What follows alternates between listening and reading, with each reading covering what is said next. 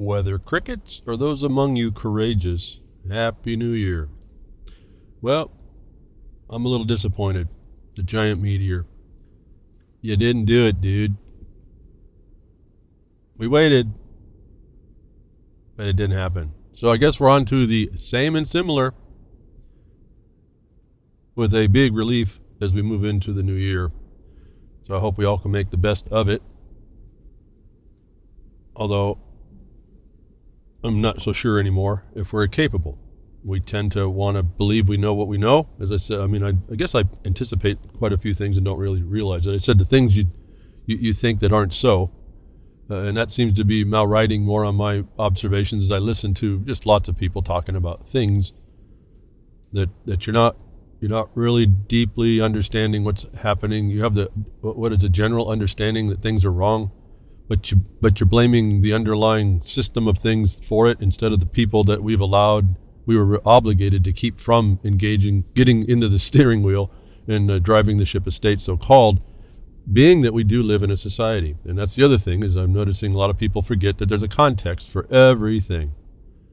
When I suggest to you there's a definition that has more than one meaning, you better start thinking in terms of where that word applies, not just what they say the meaning is, but where it might apply, the context within which it'll be used. This is a serious misapplication in people that just doesn't happen too much.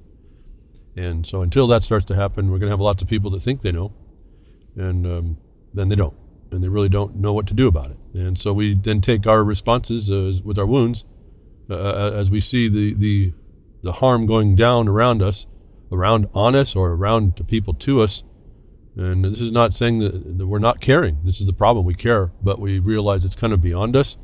And in some regard, I think it is by ourselves if we just settle in there, if we just say that's all we have is us. And I guess that's true, but as I've been trying to show you, whether people are really listening and hearing, or whichever, you listen or you hear or you don't, whichever way that works, I'm not just talking my opinion. In fact, I think I wasn't thinking about it until I just said that. In the chat, in the RLM chat last night, I said our opinions are irrelevant. And I didn't clarify that a little bit, but they're irrelevant if you just put a book on a shelf, it doesn't mean anything. If you just put an opinion in the thing we call our skull and it sits there in the gray matter or wherever, maybe it might sit in your big toe, but we haven't figured that one out either. We just don't, it doesn't mean anything. It's irrelevant. Only the things we apply become relevant.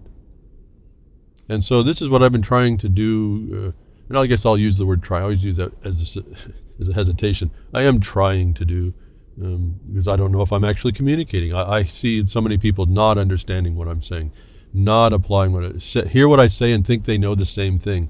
And then when it goes to actually applying it, if anybody gets to that point, it's really not applied correctly.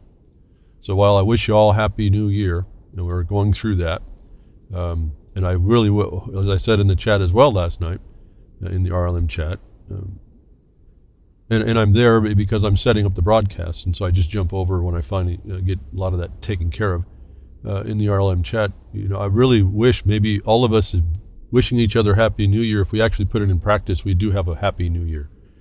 But in reality, I'm not so sure. And I'm asking you first of all, but telling you if that becomes a fact, that I'm not so sure, because we're not acting, we're not taking action, we're not evolving in that action. We are looking at the plan being used against us as being fulfilled. And whether I put that in a war scenario, in an open air prison, in just in apathy, whatever title you put on it, the lack of response against any oppression will be what oppresses you. And if you just happen to escape, because listen, they're just waiting for every one of us that have a clue to die. I keep telling you that. And all these, everyone wants to lament about the celebs that died. I don't know, folks. I don't even want to think too hard, really. But what about all the other people in the world that died in wrong wars that the United States of America, with Britain, all you can name the list, Israel put on people, the over oppression of the Gazan people. This is a sickness that we stand and watch. And that has to be fixed. Some hope in the future that we can make that happy. If I stand up and say Happy New Year to you, I mean it in the context that I'm really wanting us to work together to make happy happen. Otherwise, we're looking at a dark world. And I don't mean dork world, because dork world almost presses more onto the better part. I think it would. Referring to the dork table. There's a dark world upon us. And unless we may not be able to stop it, but we can certainly, if we want to vote, that's the vote we have to place, is our action against oppression. I guess that's as simple as I can put it. And I bring behind the Woodshed the lessons and principles we're learning. I put together on how to address the oppressor, whatever name you want to put on it. And there's target-rich environment. That's why I can only go to a war scenario. International law is law applied to all of us. It's whether or not you want to agree that there's a rule. It's applied because natural law pushes that, and that is then backed up against our fallen nature. And these rules, so-called rules, even as oxymoronic as the oxymoron, I guess I should say more properly, but oxymoronic, the oxymoron called law of war, it still attempts to bring, even to the most horrendous times that we put on each other, a sense of order. Because we're that bad. And that's not to say we're not good. It's just that we let that bad rule us. And that is not proper. And so, I'm always hopeful. I'm always optimistic. But I have to take stock at some point that there's a reality. And the reality is those that think they know it all and they got the intelligence to figure it out, and we are intelligent at some level. We're not being really so smart. But we collect up a rationale of something. We think we've researched the depths of the thing to come to the conclusion, and we make our stand, and we draw our line in the sand, and we don't realize it's actually in the sand, that maybe we didn't. All we know might be accurate to a point, but not deep enough. And yet we stand right there when we should have been taking the journey a lot farther. And that's what I see. For all the people that may listen to me and all the intelligent people I deal with and really care, listen, I don't know that I deal with anybody that's not caring. It's not about all that. It's that there's something in us that said, that's it. I'm not putting up with it no more. I'm not putting up with the nonsense, and I'll do nothing in face of that nonsense. And that's not how it works. As much as I'd like to believe that we could do that, that's not going to do it. We have to take action, no matter what it is. The inaction is an action. This is the other natural law that people don't understand. You don't put anything in a context, in a proper place. You don't keep them in categories of potential alterations within that. Then you don't put them anywhere. They don't actually get traction. They're floating around in the world. They are as legal and as fictional, these things, these opinions and these ideas, as the legal system that you go read the law and it says that these laws apply above the air and the water. They're not even, the legal isn't even attached to the land. Go read it, folks. Go find it. Everyone wants to know, well, how do I do this? I want you to go read this build the foundation, and then we'll talk. I guess is where I'm getting to the point of that. This happened again on a forum. Well, can you explain about this administrative procedure and the reasons for the agency's not supposed to be able to put a takings on you by an imposition, by regulatory imposition? Well, I guess I could give that answer. I gave enough in the forum answer, but now I'm being asked to explain it. Why? Why shouldn't you just go to the Administrative Procedures Acts and read them? Why am I doing all the work? And I'm happy to do it at some level, but it's also, there's a reality. If you're not investing the time, I know you're not going to be able to do anything. You'll think you know a lot, and you'll know nothing. You'll know nothing. And in a way, I'm off my tabs. I just looked up and realized where I wanted to start on something much more fun. A running joke for me anyway. But here we are. This is what happens. So much going on. It's like going through the technicals to start the broadcast wipes my mind of where I'm going. And I just remembered the technicals, for those of you on Pastcast or Prodcast, prodding you to do better, hopefully, with what you know, your skills, your power. This, I think, is BTWRLM195. That we really have to, I just don't know what to say. I just, at some point I'm getting very exasperated. Not aspirated, exasperated. We are fine people, at least those that I tend to want to associate with, what I can. And again, excuse me for not getting into the chats. I just can't do that. It just doesn't equate. And the more years it goes on, it's less. You see, all these things are starting to equate less.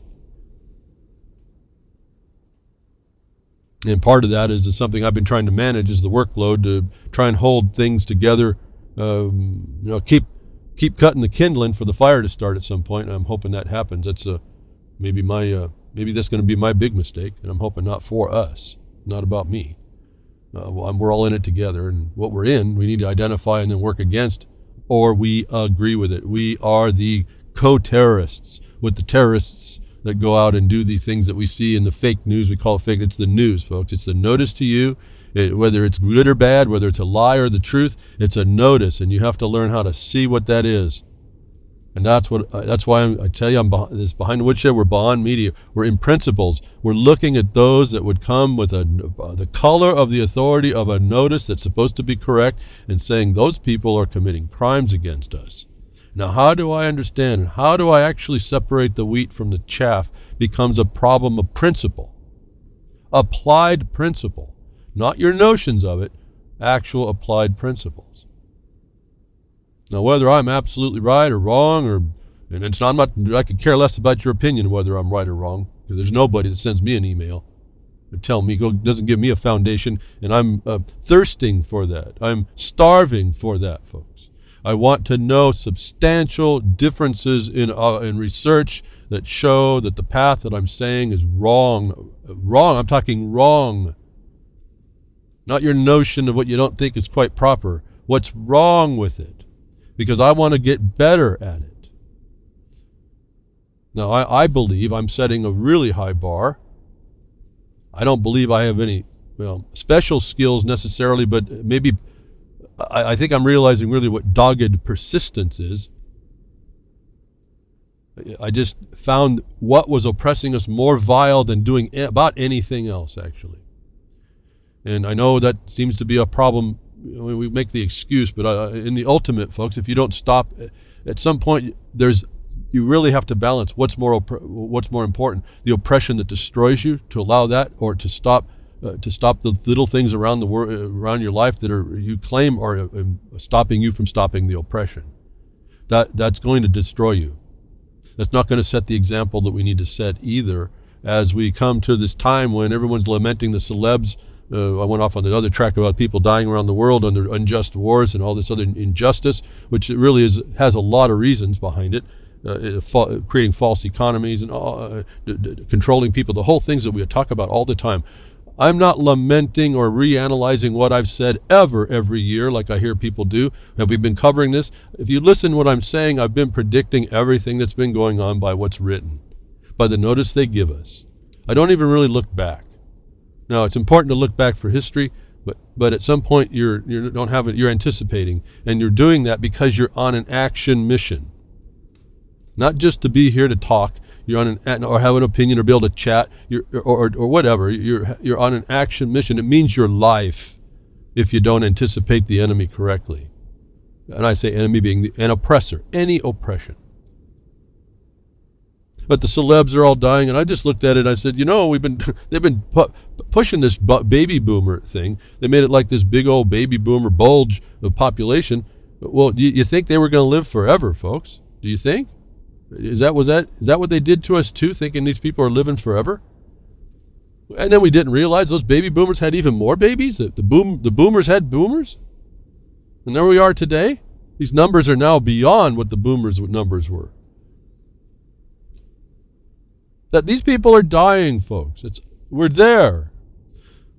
Even if I'm included in that group, I keep telling you I think I'm just outside of that. But even if I'm included in that group, we're dying. It's happening. In 2016 marked the date we're done. It's over. We got another 15 years and most everyone's gone. You'll be only hearing about the World War II vets. They'll be turning into the baby boomer hanger-ons. There'll be just a few left. And then it's on you all. You all passed below the so-called baby boomers. You're next. But guess what? They stripped you. They stripped you of certain capacities, and then they stripped you of your interest, and they stripped you of your ability to they laid you naked against the technocratic world that's going to be telling you that you're entitled to be coddled, and that's not the real world, and that's what they're feeding into, and you're going to succumb to that without the tools that I'm giving you today that other people can give you. That I guess I'm now way off on what I wanted to say. I think it's apparently more imperative for you to know the truth of this.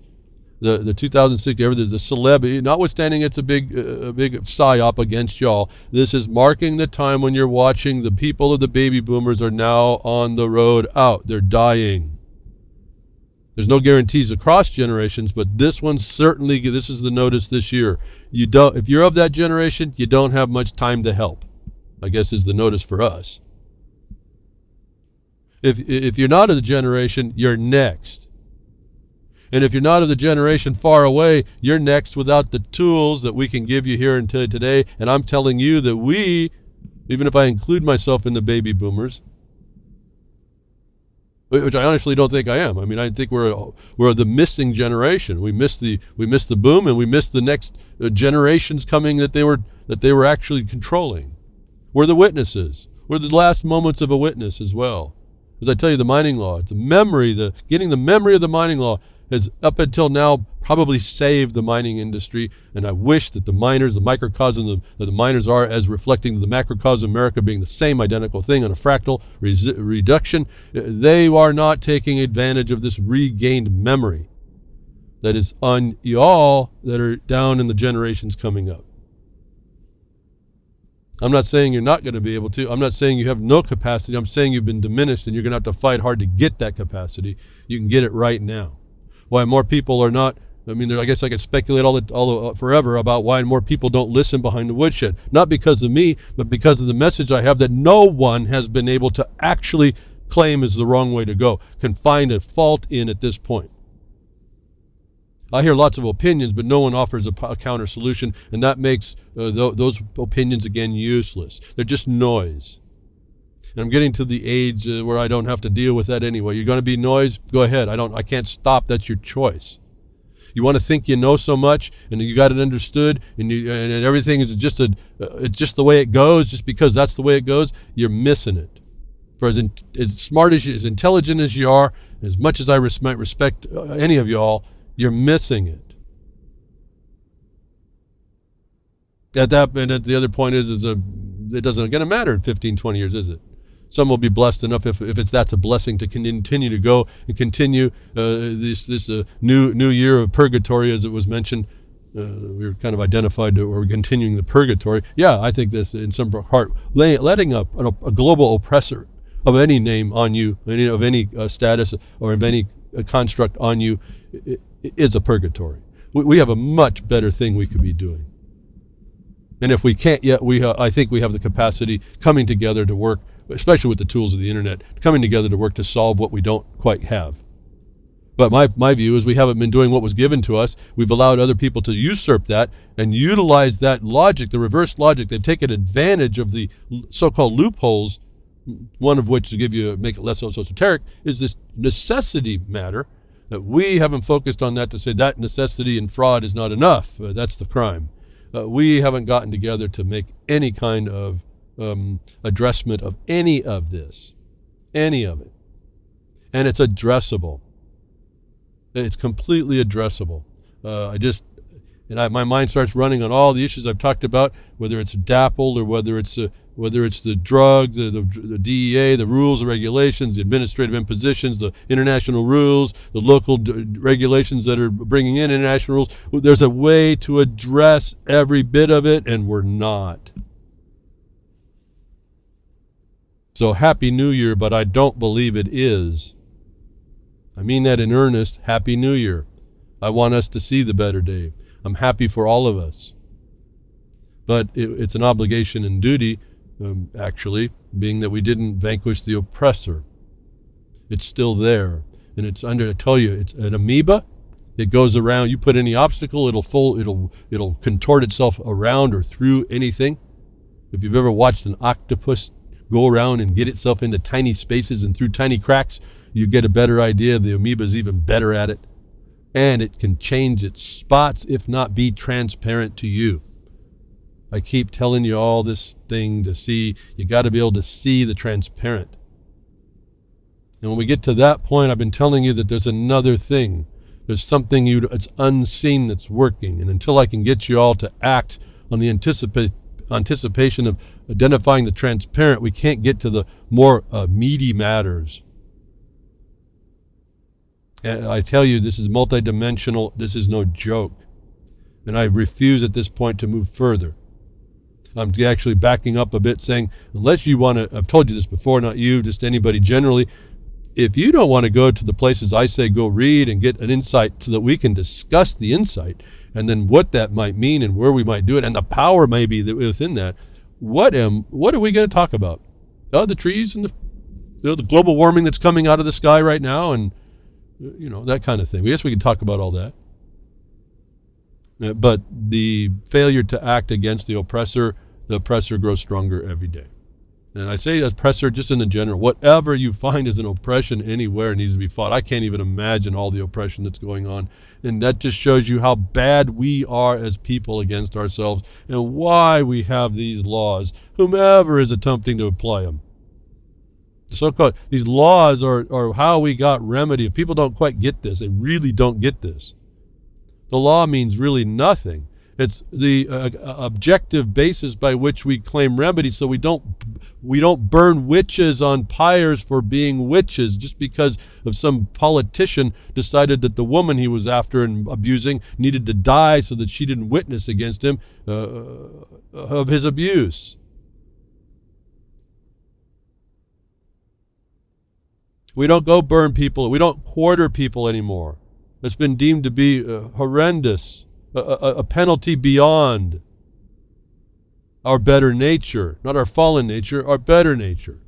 And so we don't have this objective basis. We can't apply the remedy. It could be, and Genghis Khan could be the remedy. And then everybody would say, oh, I want chaos. I want no rules. I want no ruler. I'll be on my own ruler. We'll make our own decisions. You don't realize this has no context. You are not an island. Your little clique is not an island. The fallen nature is out there to take you down. You're going to have to rally up to protect yourself. And if you don't, you're going to be succumbed, just like it's being done transparently to us now. There's no context to these fairy tale concepts that are going on. These things are just avoidances, and I think actually when applied to our duty to stop, an obligation and duty to stop any oppression, this is our fiduciary breach against ourselves to take these stands. We can describe the words any way we want, but if it doesn't turn to the oppressor, and there is an oppressor, we've aided and abetted that. And just to say that's why I suggested one option, even though I'm not going to say go to the courts unless you know how to do what we did to defeat the courts themselves, is these equitable remedies, these things that were outside common law that were serving actual justice, even against those that purport to be the authority. Well, they're purporting to be authority, they're authorita under color.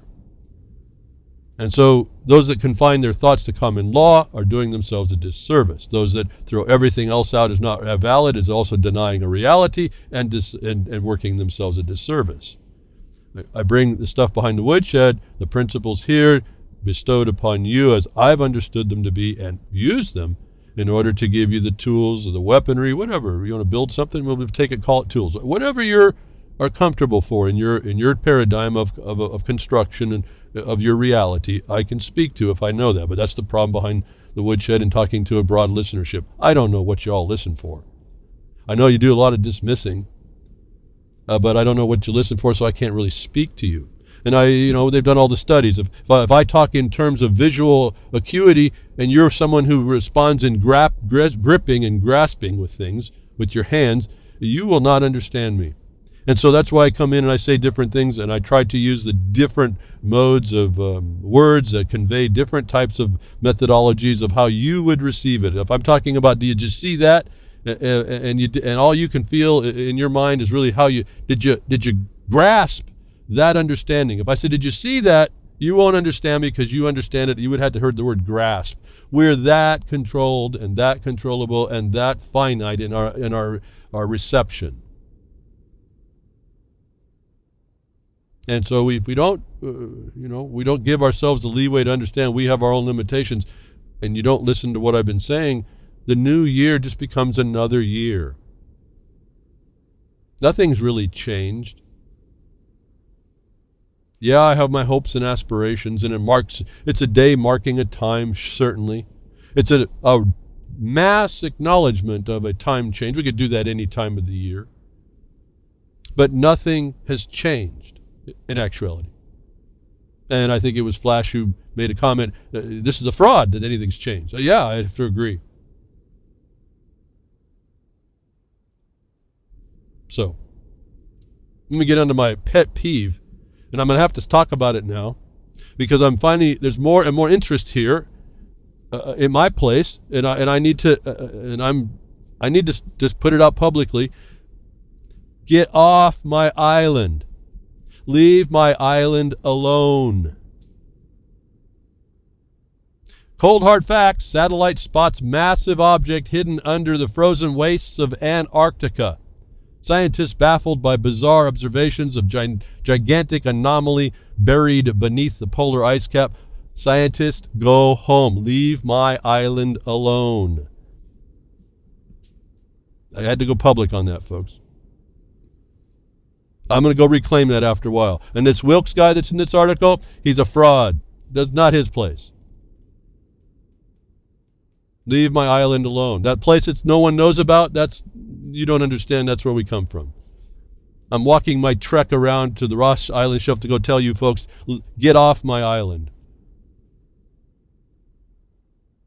So, I know they're not going to listen, but I got to put it out there publicly. That's my public notice to y'all. Get off my island. I'm going to reclaim it one day. Antarctica, they're going to find whether or not it's an asteroid, doesn't matter. Get off my island. Anyway, fascinating, kind of cool stuff. They think that a space rock came in, and they're saying that to explain this fake and false, unprovable concept of dinosaurs lived once and were all killed off by asteroids. They got to create another asteroid that can do these things. And it's cool stuff to look and watch in this vast island out there. Being hit at the pole is kind of an interesting angle, but there's a gravity anomaly, and they don't quite know what it is. And the conspiracy theories are abounding, and I just said, every one of you, get off my island. Don't make it trouble for me there. I'm trying to clean up the rest of the place. Along the lines of scientists who quite get it right, but will fight to the death about how they are right and utilize the legal system to do so. Court dismisses Michael Mann, the progenitor of Michael Mann-made global warming. Court dismisses Michael Mann defamation suit against National Review. Without going into too much, there was a multiple party case. The new National Review was a publication. It was the case is dismissed as the National Review came out and said we have First Amendment rights. We didn't address his. We didn't talk to him particularly, and then you have to dismiss this case. The court actually believed, went with that, and so the First Amendment stands here at least in words to protect a National Review. And this is what I'd keep telling you: look and see who's protected and who's not, and maybe you should rethink about how you look at the world, how it works on you. And what it's trying to do to you and how you're positioned by it, and change your position, change that status. Don't approach things the way they've made it for you, and learn what that is. Because this case was continued against a couple of other parties. And they are sitting in a little different position where they, in fact, it appears they may have breached the line for a defamation case. And so what am I saying? Go learn what defamation is. I told you there's like 8 different excuses you can use. Insanity is one of them for in a defense of a defamation case. Defamation in certain states can be kind of difficult, but it's there to do. And Michael Mann, trying to protect himself, the inventor, as much as he is, he's trying to produce a proof. In some regard, I'm hoping that they take this on in earnest and show how the guy isn't anything. He's just another scientist with an opinion and really can't back it up when there's a larger context. So this can be a forum as well, this case, even though the National Review is out on First Amendment principles, the remaining parties do have the ability to bring forth on the defamation the clarity of their proof that would show that he is what they've said he is, and avoid a defamation judgment. And so our notice is publishers of sorts, of all kinds of media, have, within a constraint, literally a higher right of statement than anybody who doesn't come underneath that and doesn't step over that line. Now, that line hasn't been stepped over in judgment. It's still a question, and I think this is an opportunity, if you so chose, and I would say for most of my listeners and the emails I get, don't you do this till you get a lot more involved. But this is another tool that we can use to out these gurus of just crime, global crime. They set the policies. This is the best science. These are the people that set the best sciences that you are going to be living under, and you already are. But more importantly, your little ones are underneath this oppression. This is another oppression. In fact, the lawsuit is an oppressive action, and so there's other types of defenses. But here we are, scientists running around the world, making claims, making stories. And we believe it, and maybe some of it's true, but we can demonstrably find a lot of it's not. This is all based in theories and hypotheses that science would say are never understood to be the truth. And yet, we have, without really important scrutiny, without the actual scientific scrutiny on these things, allowed these people to run roughshod over our lives, and we've taken no action against them.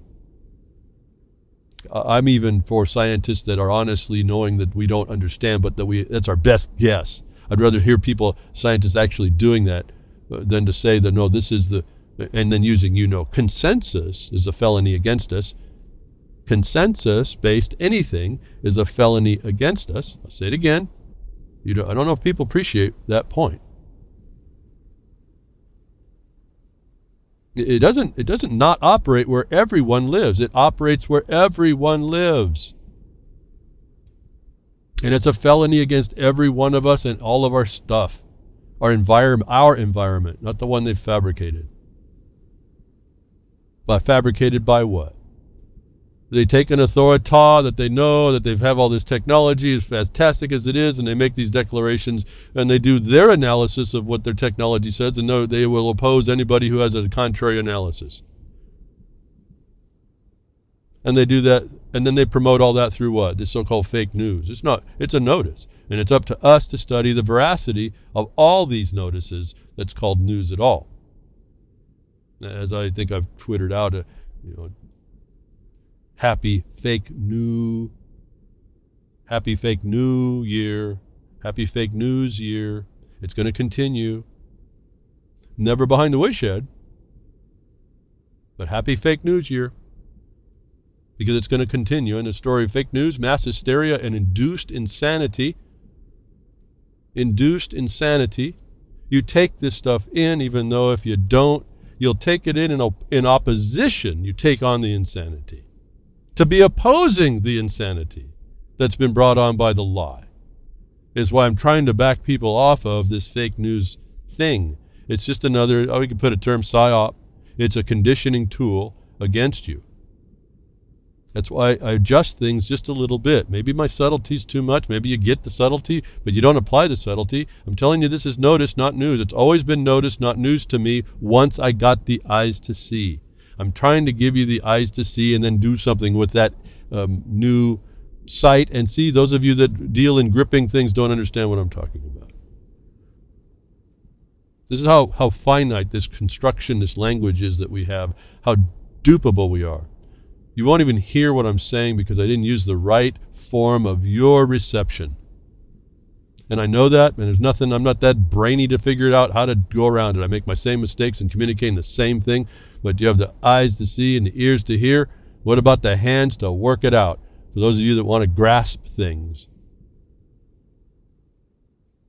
There's an insanity that's built in that you even engage when you oppose it. Instead of identifying it, what I've been trying to tell you, name it for what it is, find the fact against the fact. In fact, I was another time, I've had the discussion about people don't understand what the distinction or difference, or even that there is one, between public land and public domain. Public land and public domain. It took a long time to figure out how to, well, best explain that there is a distinction at all, let alone what that is by application and, well, definition and application. Is the same difference and problem we're now having in the mining industry, if I can call it an industry, between the term mining district. We have a bunch of usurpers coming in to adulterate what mining districts are. And people don't understand what a mining district is, and they don't want to do the study to find out what they were and what they can be and what they can be used for. And as I have done the research and then handed that research to others to do their research so that we would all on the same memory, if I can say it that way, because this is all done before us by people who are really more foundationally and fundamentally intelligent than we are today. And you have to understand, I don't speak from a position of intelligence, because I found that the intelligence was before me that we had abandoned, and we should have never done that. So we weren't so smart. So let's not, well, we were smart, we weren't intelligent. We abandoned the very foundation of our existence.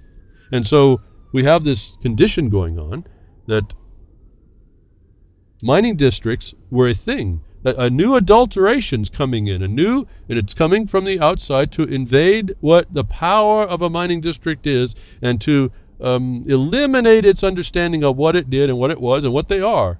And so I have a problem in trying to communicate that to people. No different than, do you know the difference between public land and public domain? That when I had to solve that problem, I said, well, let's just put them both in the same sentence and make the sentence that I say as short as possible, so that when I speak in one, I cause in the sentence it to counter the other term. It was the same thing. I just had to, same tool that I just used to explain the distinction between mining districts that are adulterated and promoted today by people that are trying to subvert the mining, the grantee essentially, and what the miner did as a grantee for his own cause before he came to my terms, but he did it before by a foundational knowledge and principle. That I put the term mining district in the one that's being formed today, I put in opposition to what a mining district is, which the new one can't be, the one that they're adulterating can't be, which is a miner's government. A mining district, by definition, is a miner's government. The new organization under state law of a mining district is not a miner's government.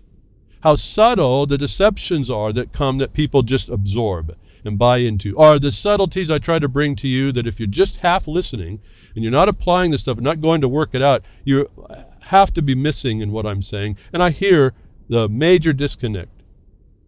I hear the major disconnect in everything. It's painful almost.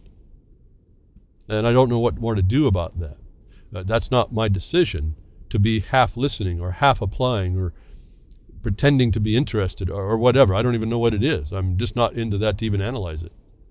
I just know it's a big disconnect. It's a chasm as big right now as I've identified between commerce and production. That has now been, a bridge has been built.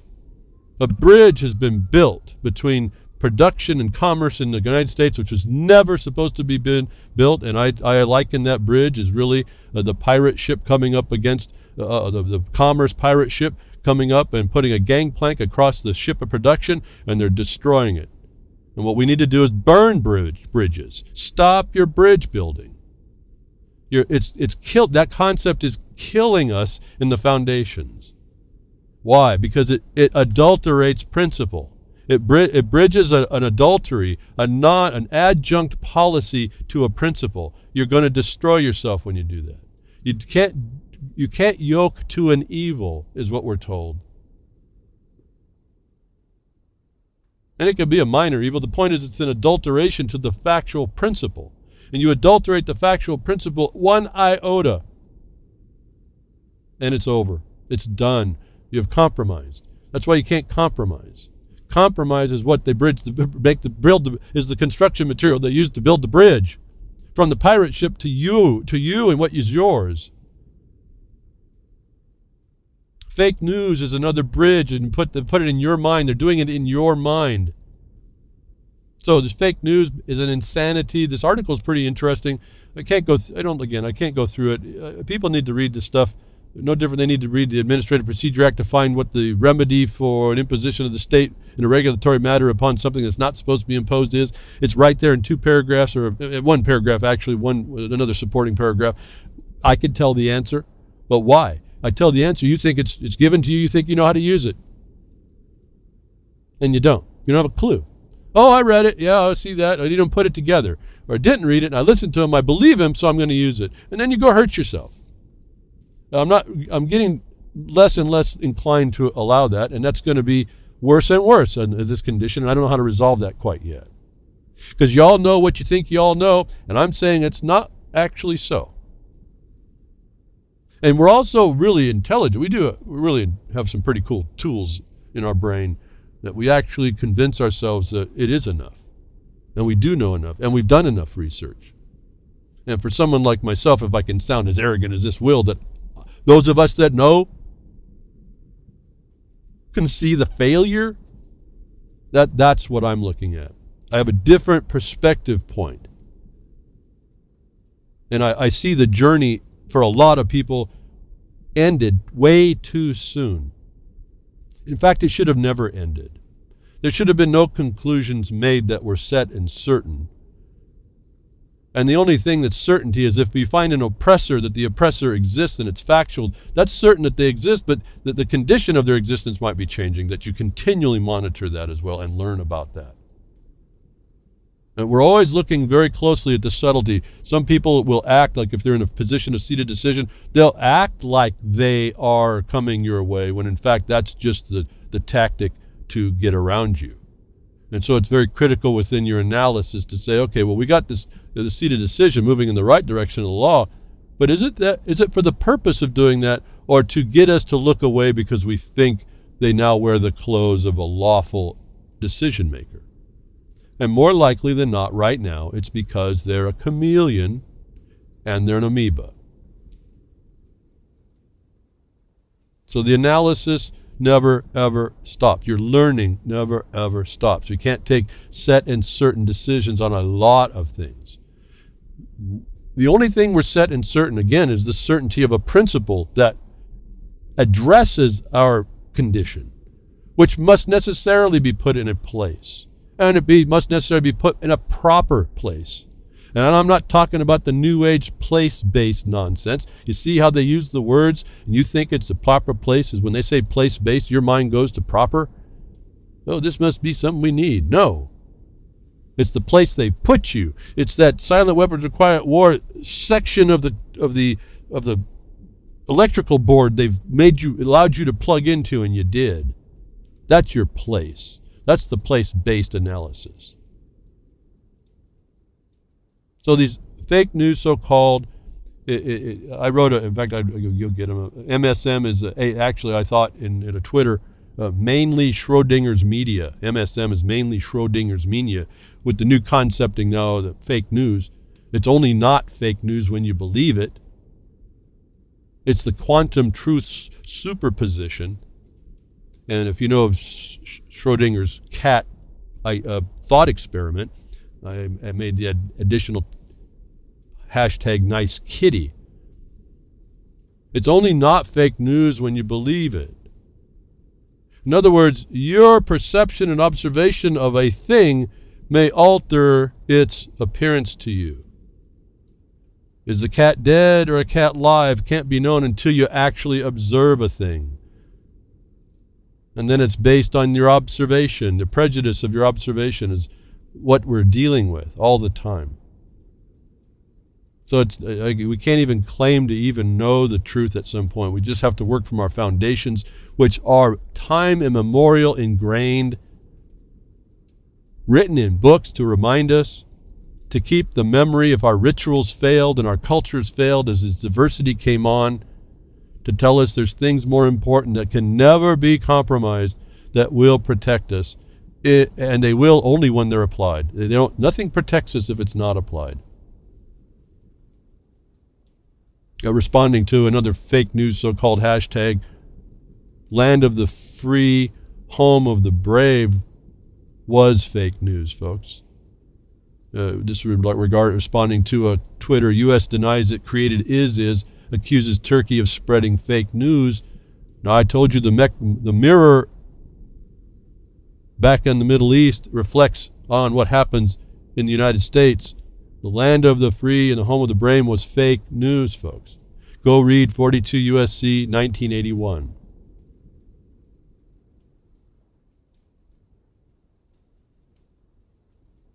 Land of the free, home of the brave. It's land of the fee, home of the slave, folks. You can see this pretty clearly, and it's because we allowed them to impose a regime that imposes exactions of every kind as your equal right. And no one said a thing. Go read it, folks. Really think about what that is saying. It's very short. It's only 3 paragraphs. Don't miss the Part C on who will be in the future doing this to us. Look very carefully that non-governmental organizations might be that tool that they knew back in Lincoln's day. If you don't think this has long legs, you're missing it. If you think you know what's up, you're missing it.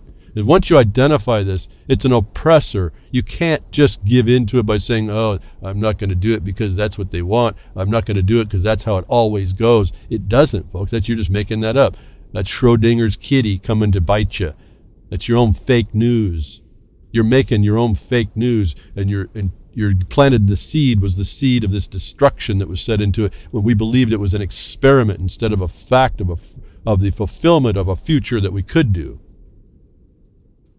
The land of the free and the home of the brave was fake news, folks. I don't know. It is. It's still working current. July 4th seems to be a big one. A lot of these days that they tell us are big ones. You see, everyone recognizes readily the commerce, the commercialization, the mercantile pushing itself on these days. The commerce is overpressing the production. It's depressing the land. It's oppressing the land. The production is you. They're building bridges to steal your ship of state, the one that was production and actual wealth. Is what I talk about in referencing the mining law, the miners, the highways, the water, your patents for the property, the courts that were supposed to sit there that are now gone away, that nobody says boo about, that there's millions of us that could be working. If there's anything that I lament, it was an army that sat on its tail the entire time that could have stand up and just didn't even have to fire a shot, just walk into the offices and did the right thing. Made the right statements and didn't go home figuratively. I mean, you go home and you have to sleep, but I mean, you come back, you're in their face, you're in the seats of decision in the right way, and you show them if they're not doing the law, they're a criminal, and you insist on accountability, and then you get it. Not like we're having trouble because only the handful of us saying, here's the decision. You guys are committing treason literally and continuing to get away with it every day, and we just don't have the mass to go in and stop that. Got the foundation laid. It's not an opinion anymore. It's not a question. It's not just some off statement. It's a fact in law that the seats of decision, for the most part right now, working under these certain things, such as consensus and consensus-based items, is a treason. Certainly felonies. The land of the free and the home of the brave was fake news. We don't seem to talk about that much. In fact, I didn't hear about fake news even talking about that because that would be the truth, wouldn't it? So, we don't listen well to the silence either as people. We have a failure. We have a fundamental failure of listening to silence, the things that are not said, the omissions in life. People having the most trouble when I say there's actually, for a seated decision in the color of authority to take your property is 2 felonies. People have a hard time understanding that. Most people think it's just in the commission, but the law itself says the omission to do the thing that the law imposed the duty to do is a felony as well. Makes every felony under color of law a dual felony conduct. when applied to a authority, a color of authority imposed to diminish you. Why doesn't anybody else talk about this? Why does it seem so hard that I'm somehow some intellect to figure it out? Folks, I just went and read it. What I did next is I applied it. Something we're so apathetic to not follow through with. And then we're not done, because then we have to go forward. We have to go bring the accountability, and that's where the big disconnect will be until, as I identified to you, the mass comes and becomes the din, this constant rattling of the cage that the seated decision, the officials are in, that this is a crime and we're here to get your arrest because this is a crime and we want equal accountability. Nonsense with this exactions of every kind. We don't believe that either. That's on your citizens that are a subject, and that's not us.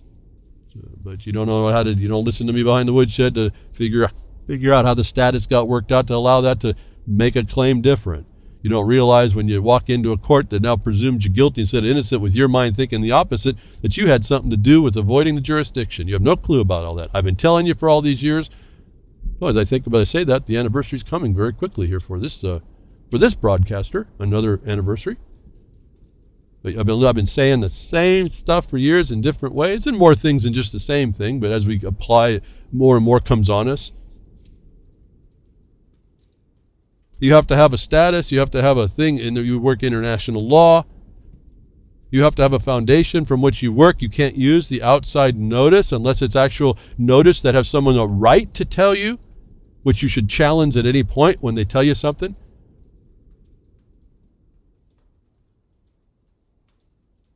You have to understand when someone's causing a big bluff and then they need to be put in their place. Israel warned New Zealand that UN resolution was a declaration of war. Israel warned New Zealand that UN resolution was declaration of war. It was pipsqueak over there. It's not even actually a state of Israel. It's just in name only. Having no territory actually recognized under international law is becoming state enough to say that New Zealand declared war when they found and voted for the proposition that the Palestinians may have a right to the land as well. That the settlements that Israel is building on occupied Palestinian land need to stop. New Zealand was the one that declared war? This pipsqueak called Israel.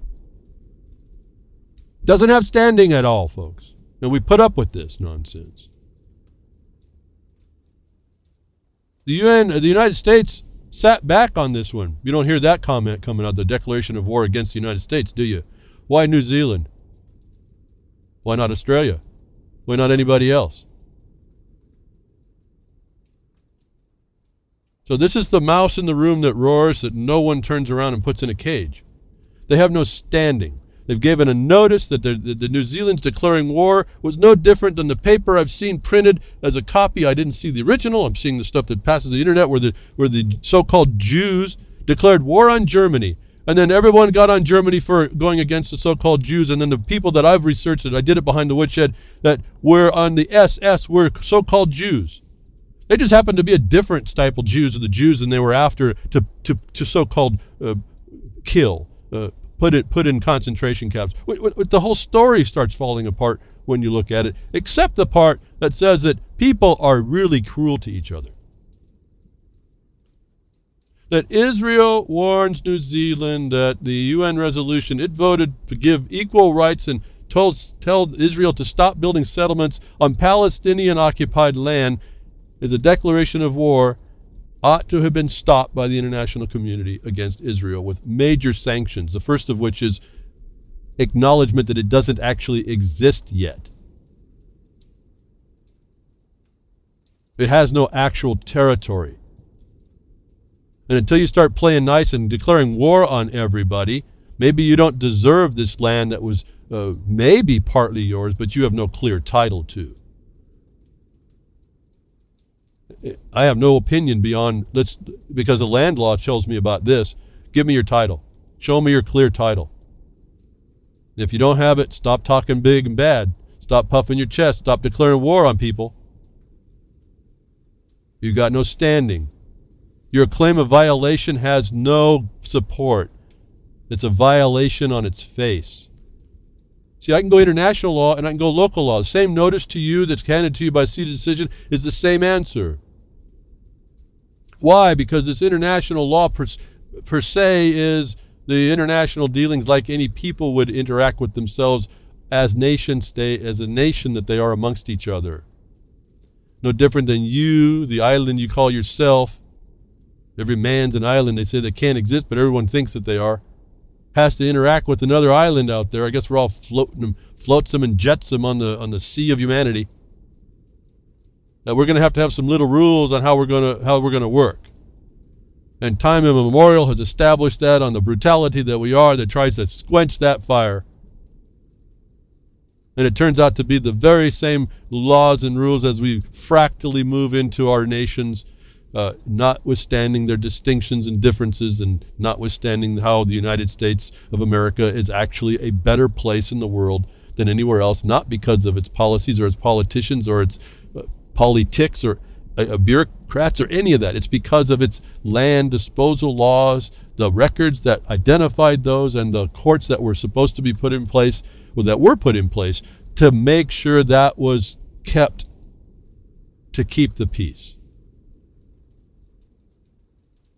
And when I saw that, and I saw how they destroyed us with the MERS, I said, the globalists have figured this thing out. They're so far ahead of us, but we have an answer. We have to get back to the foundation. And just to add something about the land, I think Ron Stephan was talking on Rocking the Boat in UCY.TV, his broadcast 2 hours before this broadcast, that go and take accounting, an inventory of the value of the land. That might work in Canada. It can't work in the United States of America because of the enabling acts that created the states and the obligation and duty between the states to dispose those lands to the public, but the public then was not government, the public was the people. Public included some corporations, but those were very narrow. In the mining law, for instance, you can't get minerals unless there was a law that said you could get minerals. It's to the state as well. That changed in 1866, but it changed it in an equilibrium standpoint. A corporation cannot actually take more than anybody else can show is theirs to protect. So in the United States, just to clarify that, they can't make an actually lawful inventory of value to put in a bank. What they're supposed to do is dispose the land to the people, and the people put it in production, which creates the wealth. The government sits to protect that, actually. It's supposed to advise to make that better, that production. Once it's produced, it goes to the first point of contact in the the market of right, which is the, let's say for agriculture, it might be a farmer's market. For the miner, it might be a smelter. The first point of sale is the right to the producer. That's where the wealth starts. It then gets put into commerce from there. We've got this so screwed up right now. They've got everybody underneath this ability that a pipsqueak in the Middle East can declare itself to be sufficiently have a status sufficient to declare war on New Zealand. And what does New Zealand do? You hear the silence, folks? That's what New Zealand is. Why? So I'm not worried about answering the why. I'm pointing out how we analyze how things in the world have gotten so far off. There should be outcries on these things, not the fake news, not the Pizzagate, not these things that are fed to us, or whatever. I mean, go on and on. They don't come to my mind because they're not important. They're just distractions. They're there to know, and inside them is very important information. Pizzagate was something I've been telling you about. I got pinched pretty hard for back in the 2000s. Exposing pedophilia in the system of government that says it's for protecting children, and in fact protective services is actually children's services, no different than adult services. And when that documentary was about to hit the airwaves, if you will, I got taken down. And I got another lesson to learn, and it got me here to today. The point was, it was on the radar a long time ago. They're wanting to get it in the perception. They'll diminish it. It's still going to go on, and no one will have stopped this stuff. No one focuses on the fact of what the notice told us was the truth about it, and we jump on more of the sensational side. And then we're clueless as to how to move that forward once we get that knowledge. In my case, I couldn't go any further. They literally took everything I had. I mean, it's pretty much when they take most of everything, you've got to rebuild. Then a big lifestyle change at that point. So these things are part of the equation for us that are wanting to battle the oppression. Had there be more people to see it, we might have got, someone else pick up the baton as they take me down, someone grabs my flag and keeps running. I could care less if that happens. That'd be great. But we don't have that yet. We don't even have it till today. After all these years I've been talking, we don't have that baton passing even if we get taken down. And I've come to points where I don't think we need to get taken down too much anymore. And the more of us that there are, when we're doing it right, when we don't make one mistake, then it exposes them immediately, and there'd be a whole mass of us that can identify that. And we start rattling their cage. Remember, they're in the cage. They just make it look like we're in it. They took the oath to follow certain rules, not you. They reach through the cage and they grab you and they actually pull you up to that cage, and they have enough force to make you think they've actually pulled you into their cage, and now you're subject to their will. And there's not enough of us that know how that happens in order to be the mass of people that rally up to go after that when it happens inside these institutions that are just mills of corruption and plunder. A pipsqueak, the mouse, I told you folks, just weeks ago, I don't know how I do this. It occurs to me after. The mouse in the room that roared and scares the elephant is this point right here. The pipsqueak in the global room, yells at New Zealand for declaring war because it voted a certain way to allow other people its equal rights. And the elephant, New Zealand, is terrified into silence. Crickets, there he is, folks. Do you see how this works? Pretty simple. Did another way. Crickets. New Zealand's a cricket. United States helps. For as much as they abstain, they should have never left a pipsqueak scare the other elephant. And what is that? And so we allow this kind of nonsense to go on, and we adulterate our foundations, and pretty soon you start seeing the devolution of society. We're not evolved, we're all devolved. Everyone has said this. This is obvious to me years and years ago. We're devolved. If there's an evolution at all, it's a nature in us. We're devolved. And our human nature, so-called, the animal nature, is preyed upon. And we get to the point where that starts to rule, and we get this story here. I think this is a little bit off, but I'm going to say it like it's reported. Again, this is notice, not necessarily it's news, but it's really notice. We have to figure out what the notice part is. California Democrats, as we pull down we allow the stinking abyss to suck us in and adulterate our lives and our principles. We get this kind of thing. California Democrats legalized child prostitution. Now, first of all, the Republicans were not on the podiums screaming their lungs out until they turned blue and died as the importance of this, so that everyone would know. But California Democrats' legal child prostitution is a catchy sentence. I don't want to undermine what this actually does. I don't think that the law was meant to do that, I guess, is the first point. So you got to read what the law was meant for. But the effect is what may allow this child prostitution in California, where beginning on January 1st, that's happening now, prostitutions by minors will be legal in California, is what the statement is. They claim it's yes, you read right, but let me offer what you have to listen very carefully for what it does, the effect of which will probably allow this prostitution and an exploitation of it. SB 1322 bars enforcement from arresting sex workers who are under the age of 18 for soliciting or engaging in prostitution or loitering with the intent to do so. So teenage girls and boys in California will soon be free to have sex in exchange for money without fear of arrest or prosecution. What happens is that they're forbade to interview someone who's underneath 18 about this. That, and it by effect, means that unless they can make a parallel construction, there's no way to get their assent and consent and statement and witness of the harm and the violation. That hole that's now created will be used and exploited to cause the defilement of a younger class of people. As I told you long before, there has been for many decades. They've been trying to eliminate capacity in our minds, its capacity is already gone, essentially, at corporate side, legal side, because there's no person that has any incapacity when they're legalized by any year. But in as applied to men and women as people, I'm talking about us as people, see, these words are kind of hard to deal with. But at any rate, as men and women, we have a capacity in our contracting that the statutes say a certain age from birth is legitimate to cause intent, knowing of your actions, and duty to know, and the due diligence application, which legal has been trying to eliminate for all people, including you little ones. This is what this is starting to do. You understand, anybody under 18 now can't be interrogated or inspected or anything, even to help them.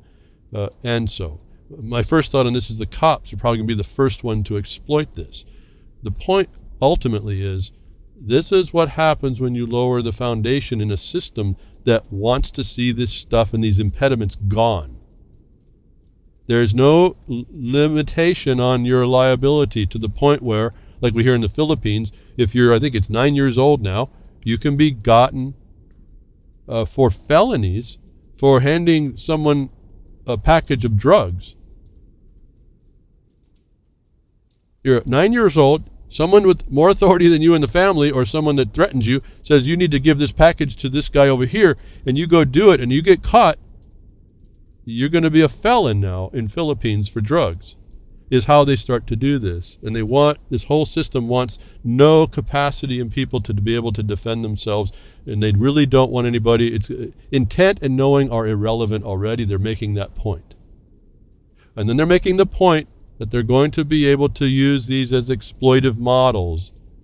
Remember, there's a law against white slavery as well. See, it's not Black Lives Matter anyway. It's about the activities in commerce.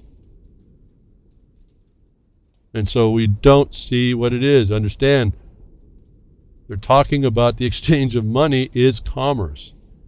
These commerce laws are now going to interfere with the ability to interrogate minors, I guess I can call them. And that leaves open a big exposure. So I don't think that the intent is stated to do this, to exploit under 18-year aged kids, little ones, little goats. But that's the effect of the legislation. So either we have a bunch of really 80 IQ minus legislators, or they're really legislators, and they found their own way into exploiting this group of revenue generators on the so-called black market that has now been made white, for as racist as that sounds. Remember, you're put under the law as a colored person. You're colored by the law. When you freed up, you become so-called white.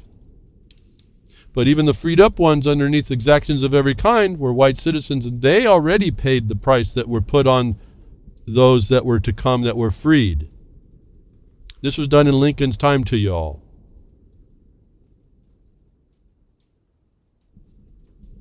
I don't even know what more to say. To me, it's just notice that we're looking at the caucustocracy ruling. We're sliding into that stinking abyss, and no one's wanting to really claw out of it. They'll complain as they slide down, but they won't really claw their way out. And not anybody I know about in my listeners are all into that, but maybe you didn't know. But somehow that's not an excuse either. We have to be more integrated in who we tell and how we tell it, and get people to engage more properly.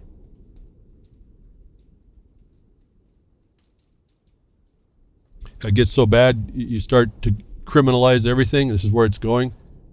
There's no need for accountability. You did that when you signed your applications to be under state law for certain commercial activities, including your driver's license in this respect. Not limited to that, but driver's license is a commercial privilege you've asked for that says you're doing business in the state, and it's conditioned on federal law, Title 18, Section 31, I think. It tells you it's all about commerce. But underneath commerce, you have no right. You have no right anywhere. You're underneath the laws. People don't really understand this status that takes away everything you thought you had, and you were ignorant to that. And the system is set up to fight you if you know that and do whatever it wants to do to keep the plunder going.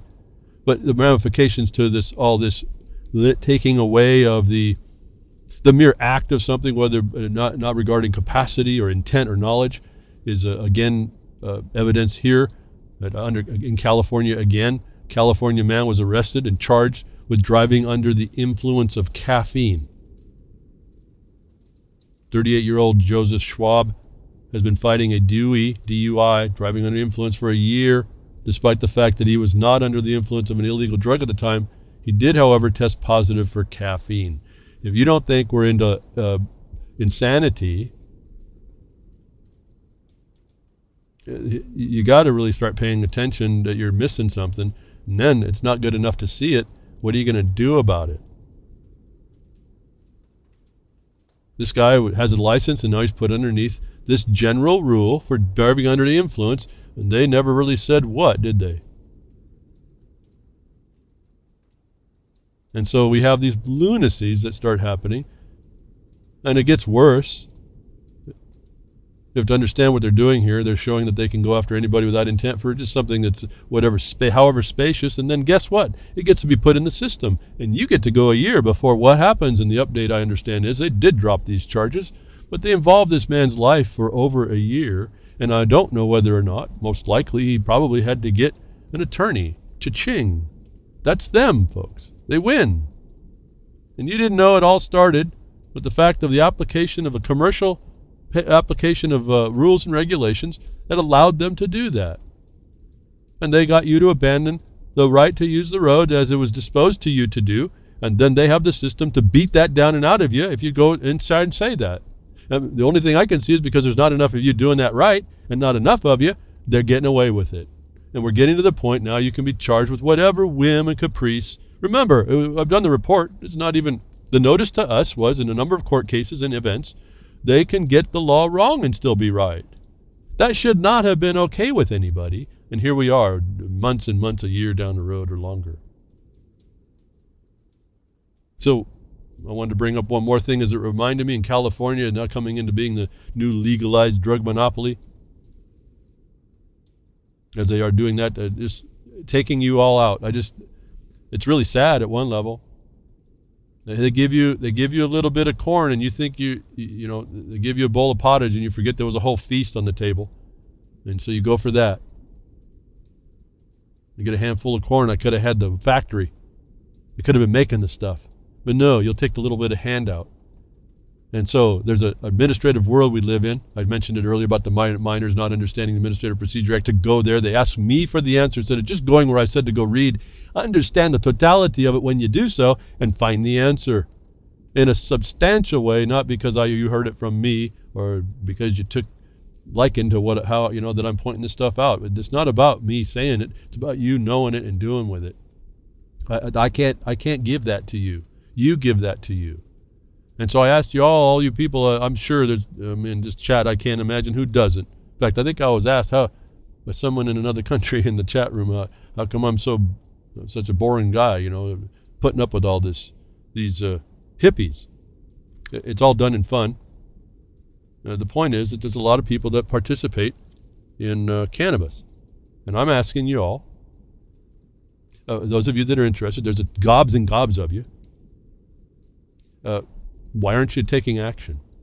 Why aren't you taking action to protect this? This story came up before, and another story popped up now about it, and it reminded me to tell you, it's maybe not over here, but anybody who gave up, it doesn't matter. The DEA isn't making CBD oil illegal yet. The DEA isn't making CBD oil illegal yet. What did I say before? I said this is an administrative process, and you need to set your comments in law and substantial comments and meaningful comments into this agency and show them up for the frauds and the usurpers and oppressors that they are. Now, this was a reminder to me to tell you, those of you that are interested, you need to start getting engaged in this administrative process and learn to write nice short letters that are powerful, and then stick with it. And if they don't do the simple bureaucratic processes, administrative processes, you shut them down. Everyone complains that it goes the way it goes, and no one wants to step up to stop it. I don't understand that. Oh, they always go this way. Well, yeah, because you're not there to stop it. The right way, not complaining about it. Not coming to the broadcast or the chats. No, go write the proper letter, tell them what the situation is, and when they make the violation, you might have another letter said you made the violation. And when you come up with a rule, I'm going to sue you. And have grounds to do so. Not coffee grounds for caffeine. We're talking about CBD oil here. It's not illegal yet, reminded me, just off the title, folks, to tell you, those of you that smoke cannabis, or not even smoke it, if you use cannabis products, in particular for the CBD oil that I told you when I looked at the legalization laws, the monopolistic laws to go to the state extracts that would do this pharmaceutical approach, would challenge the pharmaceutical industry, were still illegalized. They're still going to be illegal for you to have. This is what they are after. This is what you can help and be the thing that stops it. All you got to do is understand how an administrative letter is constructed. They're not that hard. It's just a formal discussion on point, and bring your facts into law that you can prove they didn't establish, that they made the rule on, and this thing ends by an injunction if you don't stop them at this point. A lot of people say, oh, that's too much work. Well, this is what we've got, folks. It's one of the tools. Some of you can handle it better in the moment. That's great. I'm not ever dismissing that. In fact, teach us more how to do that, although that's an innate thing, I think. Here it is. DEA isn't making CBD oil as a message to you. You have your comments to be making to that agency. Why aren't you making them? Same thing with the legalization. Now petition in your states to make it, decriminalize it. Get rid of it. You're seeing that it was the wrong idea to legalize it. Now became a monopolistic thing that happens that can't be regulated actually to anybody's safety. It was better to leave it like it was before, where as long as we didn't sell it and we just grew it and gave it to each other, they didn't have jurisdiction either. Why do we go from that? No different than the roads, the highways, the patent land. It's all comes out of the land. It's a pertinent the right of the land. It's not a commerce discussion. Yet now the product of this process, which is yours as a producer to begin with before it enters commerce, is now the subject of a discussion underneath a techno-bureaucrat, heavy on the rat. That here we are again, another message to you. DEA isn't making CBD oil illegal yet, is your notice to get in there, folks. Quit making the excuses not to engage. Take a few minutes, write a simple letter, and stay on it. You guys, I hear people can rattle off the facts beyond me to even keep up with. And yet you won't reduce that to a formal report, nice, short, concise report. Keep your front page to maybe 1, maybe 2 pages. Support it with supportive documents and submit it and say, here, until you figure this is what you need to know. If you don't follow this and you don't make practicable your answer in the rule, I'm going to have to sue you for injunction based on this, and they have to come back and give you an answer that sets their stone, and then you move on. Why can't we do that? An injunction's a 14-day process, folks. I'm not talking about a lot here. Oh, you can give permission to make it go on forever, but that's not the process. That's your consent. So what do? You have no capacity. You're not engaging. You're not stopping this stuff. You're not writing your letters of complaint. You're not making a record for yourself. The most important, the record of objection to the oppression. The meaningful designation of the failures of the one who's supposed to sit in trust to protect everybody. Listen, part of me doesn't necessarily disagree with having a larger view, a protection for remedy purposes against corporations which want to make profit.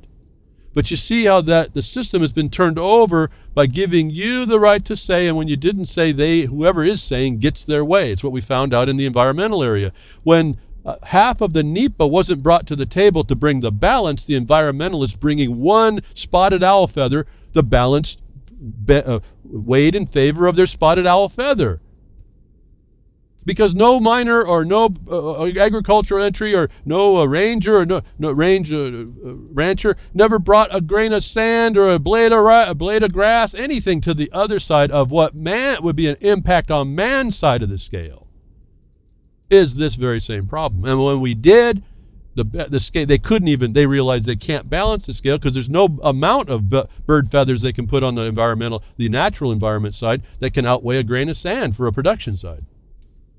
This is as simple as I'm talking in every instance. And when you lose this, you start getting the bureaucrats and these oppressors in the form of bar association members, and their system they made to start making rulings that make you less and less ability to defend yourself.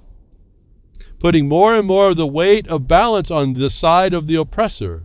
As we see this next one, federal court rules dogs can be shot if they bark or move when officer enters home, stemming from a controversial Michigan case recently that the dogs can be shot just because they bark or lunge or whatever they're doing. 3 Michigan police officers who shot 2 dogs for lunging and barking at them during a drug raid were once again justified in their actions, this time by a federal appeals court.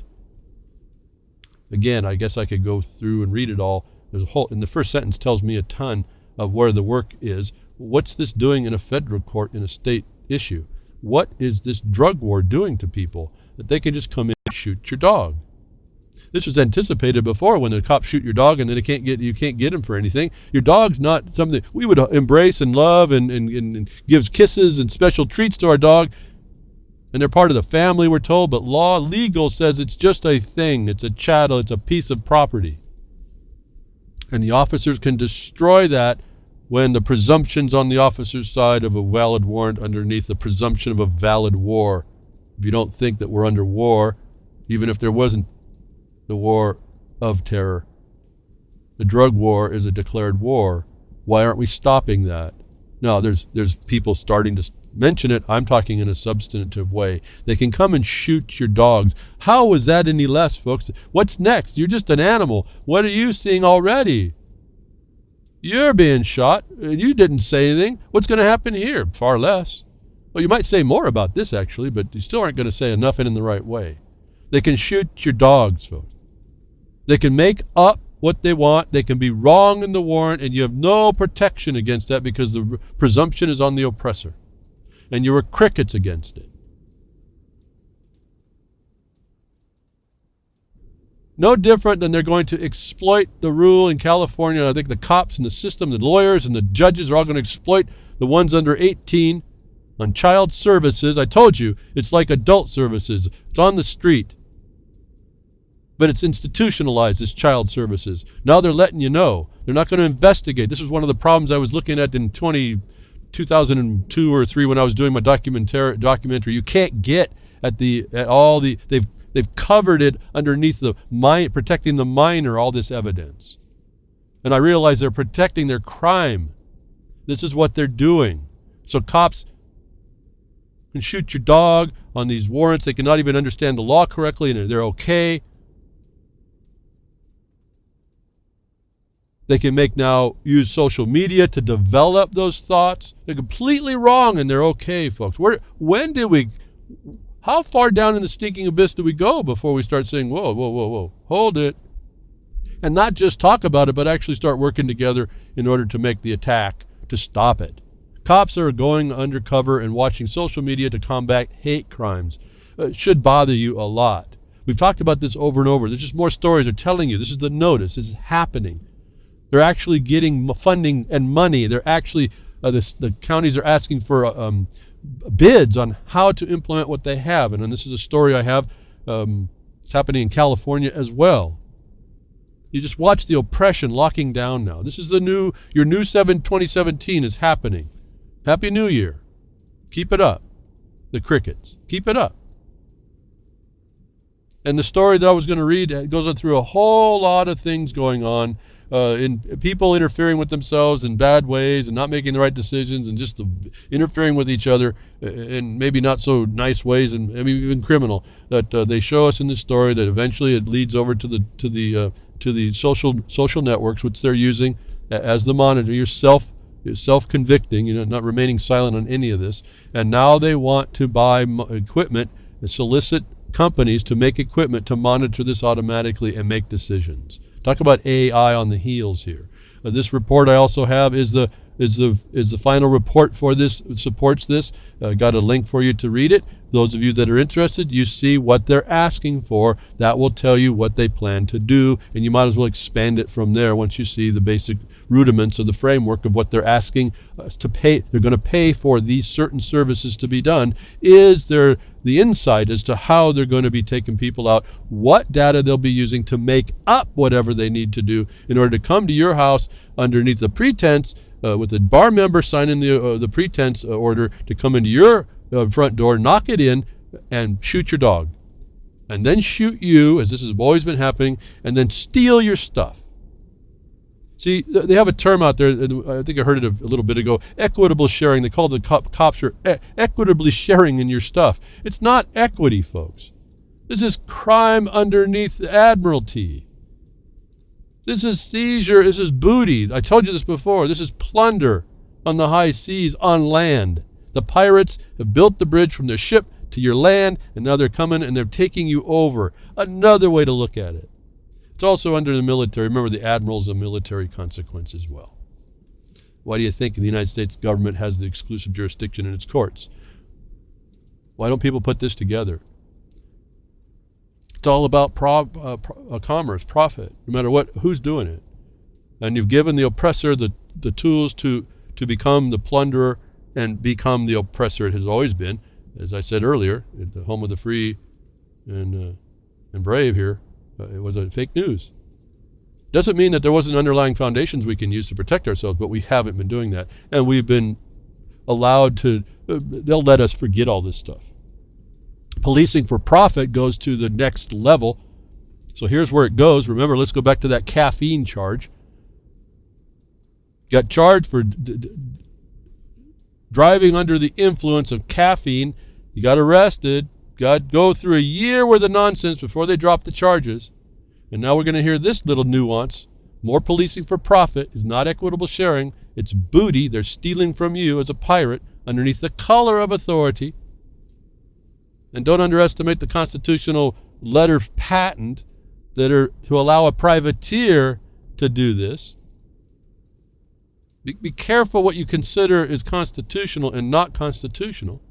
Remember, war and the declaration of it pretty much removes everything, and now you're in necessity.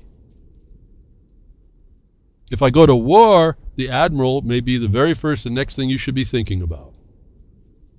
And in fact, they're doing everything through this false, fraudulent characterization of called equitable sharing, like it's supposed to sound like it is. It's not an equity at all, because equity is for remedy. And you have none. And the only other thing this can be is a privateer, and especially in the face of this public-private partnershiping, the privateer coming in. And that's why I said go back to USC 42 USC 1981 and look at, I think Part C talks about non-state actors, if you would. I don't use that term. There's another subtlety that goes in. I say be careful. That's your corporations working for the government. That's your public-private partnership written in 1868, folks. This is now admiralty, and they're stealing from you, not equitable sharing. It's not sharing at all. And we buy this stuff. This is plunder, and we say nothing. The next level is that when they charge you or arrest you, they then charge you a fee for the service of doing so, and the service of arresting you, and the service of checking you into the jail, and the service of keeping you. It's bad enough getting arrested, especially when you didn't do anything to warrant it. Keep that part in mind right there, this article is writing. Even when you did nothing to warrant it. Driving while caffeinated. This happens all the time, which should be on its face a statement of condemnation of the system you live in right there. This should never have been allowed to get like this. And yet we have. And the reason, I have my constitutional rights, folks. You have an oppressor. You have an occupier. It's called the Bar Association at minimum. Don't disregard the financial sector, but we're going to go after the ones that are the end of the spear here, that have made the rules under these Model Business Corporation Acts since at least 53, subsumed you, mischaracterized your status, and put this on you. It's why you're not innocent until proven guilty. You're subject to the legal by presumption. It's your duty now to avoid that presumption. It's rebuttable. It's why those remedies sit there that none of you understand and none of you will take. And it's why the government gets what they want. And then there's not enough of us. Anyway, this happens all the time because the threshold for arresting someone is very low. It can be done by any cop. Why is that? So I can't even read this stuff, every few words. It's administrative. Otherwise, there'd be probable cause to believe, and they'd have to prove it if you knew to force that. And if you knew how to put one against the other, and you were before an actual impartial counsel, a trier of fact, not the system counsel of the Bar Association that created the very system you're standing in, under whatever title and jurisdiction. It can easily be done by any cop pretty much any time without much of the way of legal justification. He has the gun and the handcuffs, after all. If he wants to arrest you, he will arrest you. Maybe the courts will sort it out later. Eventually you are released. Your record is cleared. This isn't new or news. What is new, and ought to be news, and I'm telling you it's notice, is that several states have begun charging people processing and incarceration fees for their bogus arrests and subsequently just as bogus caging. I'm just going to stop. There's more to read. I could read this stuff. I just look over and I'm running, just time ticking. We got plenty of time, but time ticks. I got so much to go on. They are now figured out, see, it's a fee. All right? They've been allowed to do this as a service. This is service rendered. You understand what I call black hole funding by service charges, and that's how they're getting around some of these more substantial foundations, that you are being crickets to this imposition. They can make stuff up, and they can make a business just of hauling you in just to get your processing fee. What did I tell you about driving in a car? You've got all the technology in your pocket you've asked for. You're driving in your car across an intersection. You blow the light. It says you blew a red light, and before you reach the other end, you're getting a receipt from the city for your doing business with, thanking you for doing business with them, and deducting your bank account with the fee, the fine, and the charges for the violation in traffic that you've agreed to. And I said additionally, it's going to be also made, possibly, that if you don't have funds in an account, you won't be able to do that without the account. So the rest of you are dead. Those that have the account, if you don't have any funds in account to pay for it, you may not make it to the crosswalk because they'll drone you out of this existence for being the lackey, useless eater that you are, that they couldn't parasiticize from you. This is going to be how automatic it is.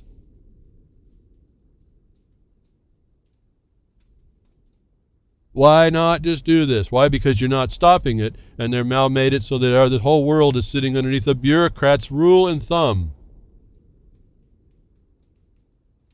They charge you all these fees while they're going on, and it's a service to you. So let's go back and say, okay, what are we going to do about this? Well, I don't know completely, but I got an idea. Don't you have to have a service contract, folks? So isn't their ability to do this coming under the color of an authority without the contract? And if they don't they have to declare the authority they have to do it that they call a service fee? What is the service?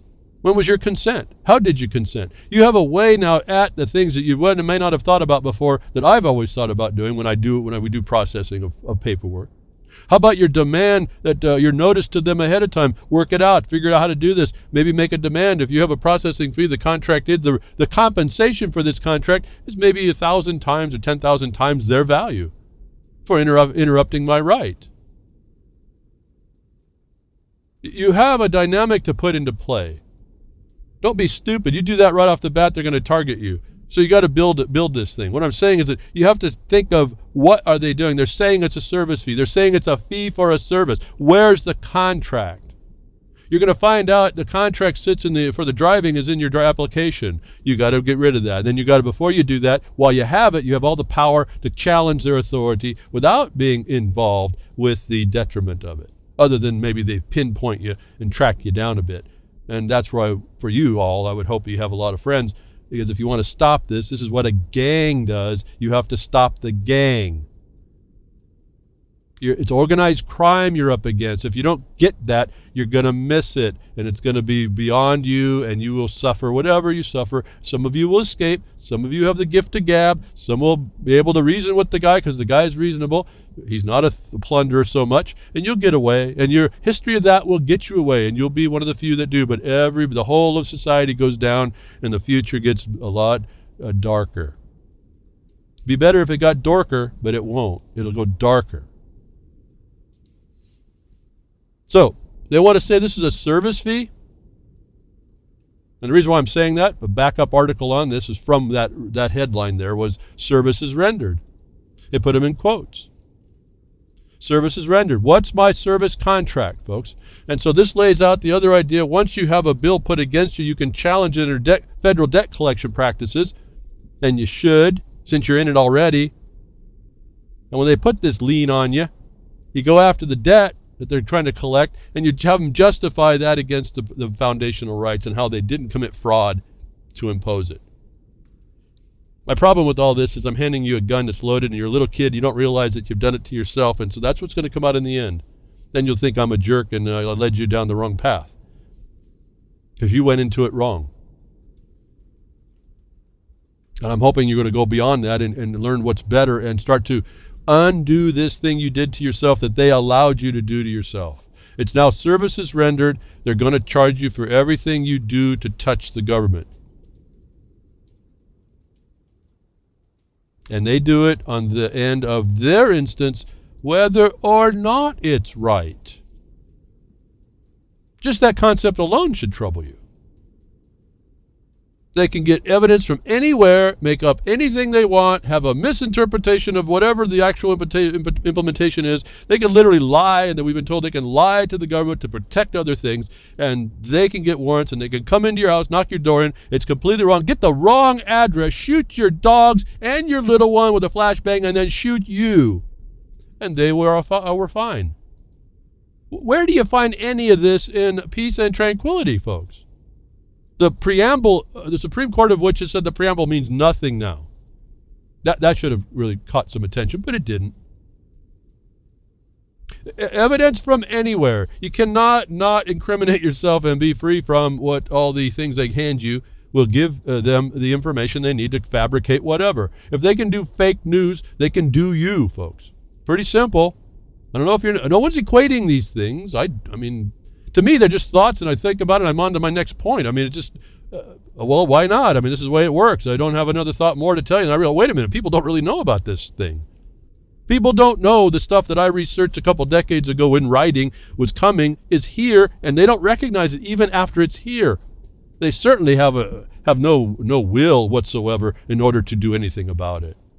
They're either incapable, they've made their avoidances, they're too intelligent to understand themselves, to understand that the oppressor sits there, that, yeah, they're probably right not to engage it, but, that's not going to help a damn thing.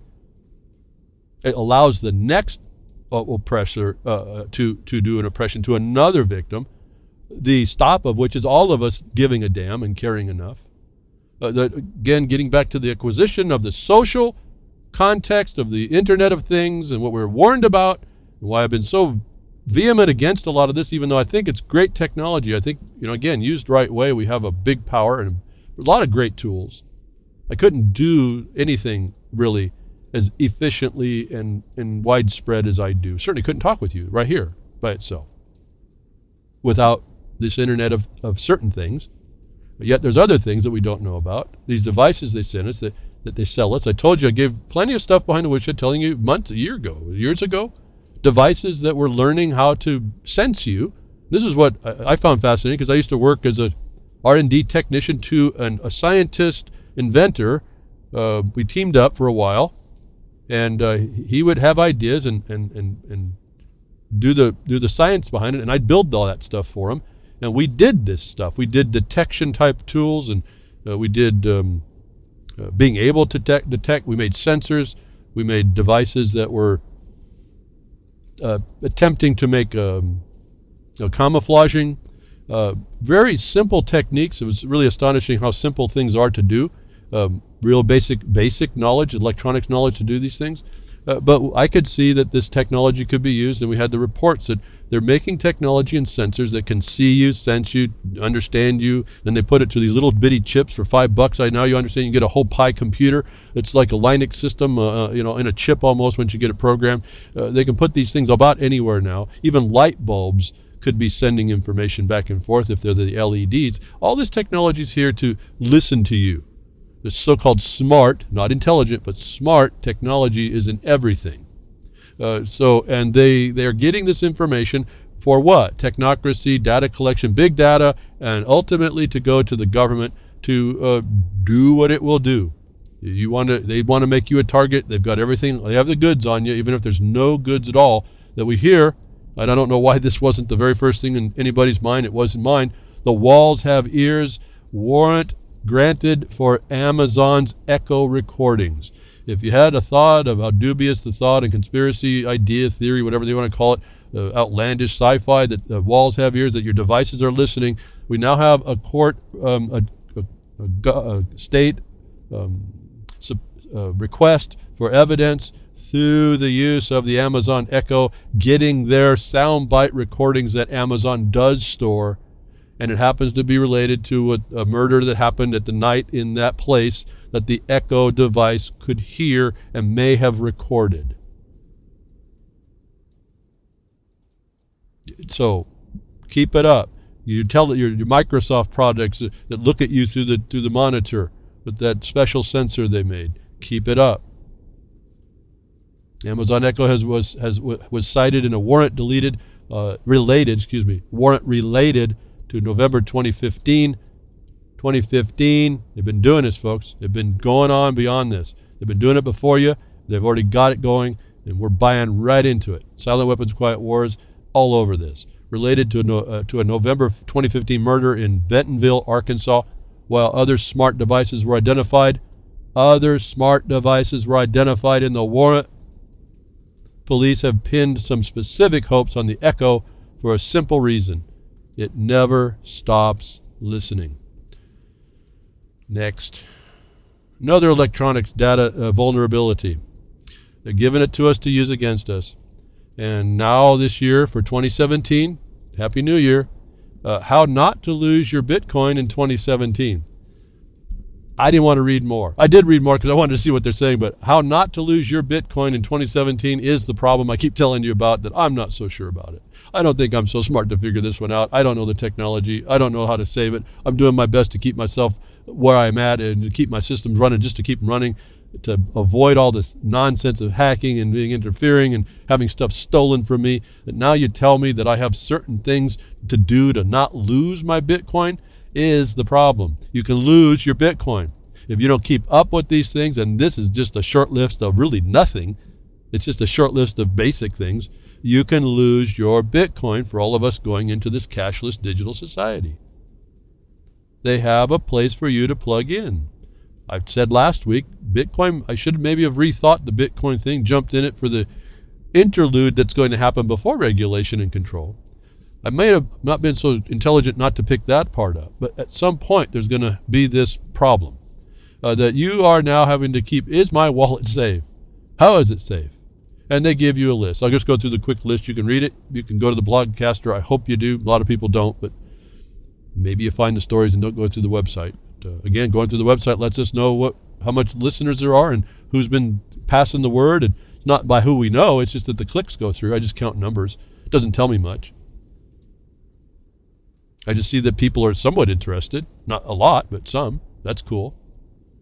So you can read it. The blogcaster sets up. I spend over 2 hours. In fact, the Gigi's Boo and Gary L will be on broadcast, I guess, 2 hours after the end of this broadcast with their broadcast today. I can't quite get done before they start, but right after I get it posted, and all my post-production starts to go out. So, but to secure your Bitcoin, which is apparently not secure, at least back up today is number one. Here are the 8 do-it-yourself tips to help you improve your security. Back up today, that's good for about any computer. Back up today, folks. Do what you can. I haven't found a good answer to a lot of this, but back up today, whatever you can. Certainly you're back up often, and maybe double up. Check on your backups. Once you do it, This is number 2 now. This is, to me, it's a backup. But here's now the second thing you can do to protect. This is the only second thing you get to do. Check on your backups. Make sure that they're backed up properly. Don't just back up and not check it. That's kind of a difficult thing as well. But somehow you figure that out. But do backups. Check your backups. Set a calendar reminder to do backups. Move money off your smartphone. So the first 3 are simply do backups. That wasn't too encouraging in my mind, because I know there's some other threats out there, but that's the first 3 of 8. Move your money off your smartphone, the not intelligent phone. But with the I'll read this one a little bit. With the increase of Bitcoin price, you might be shocked on how much money you've been carrying around on your smartphone.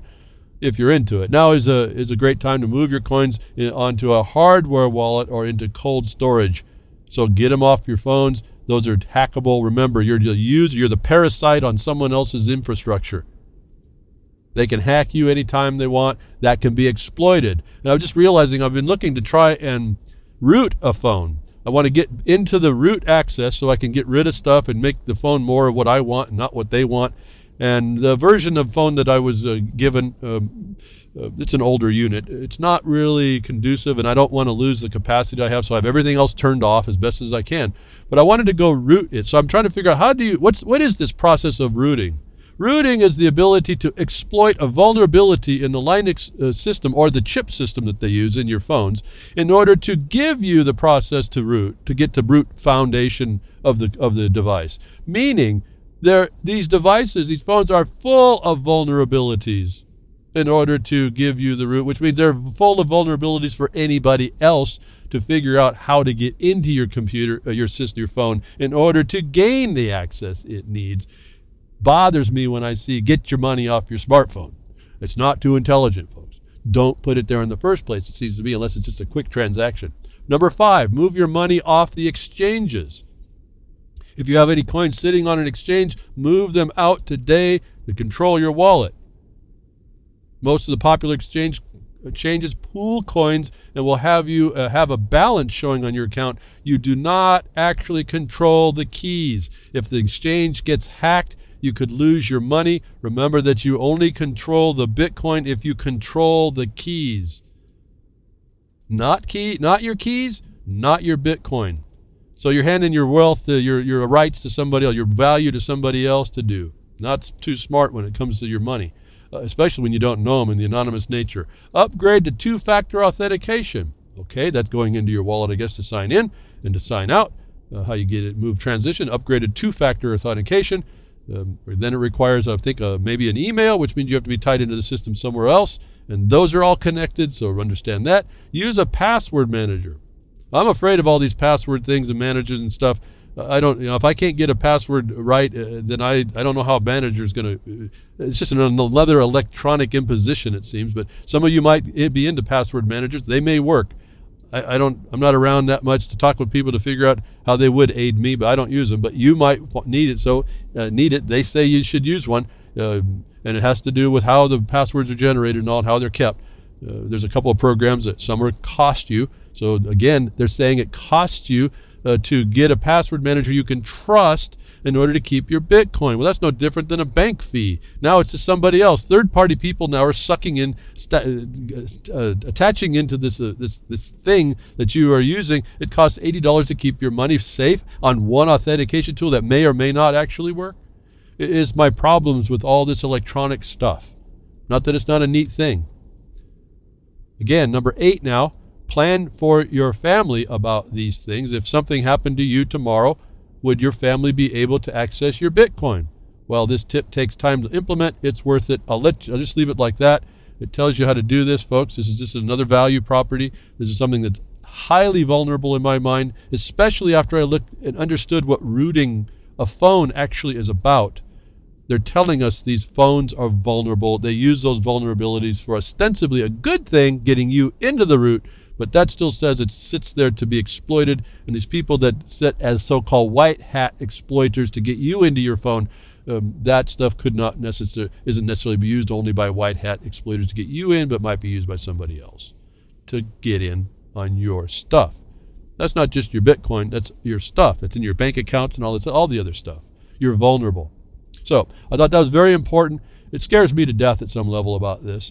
I would put very little value in these systems. I may use them for convenience. Like a long time ago when I had credit cards, I never had a bill, folks. The bill, they came, but I'm saying is I never made payments.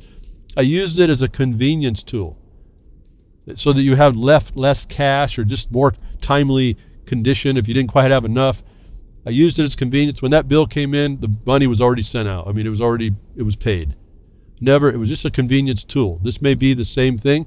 And you see what has happened to the credit card condition and the banking system plunder that goes around with fees and fines and limitations and all this around these control structures.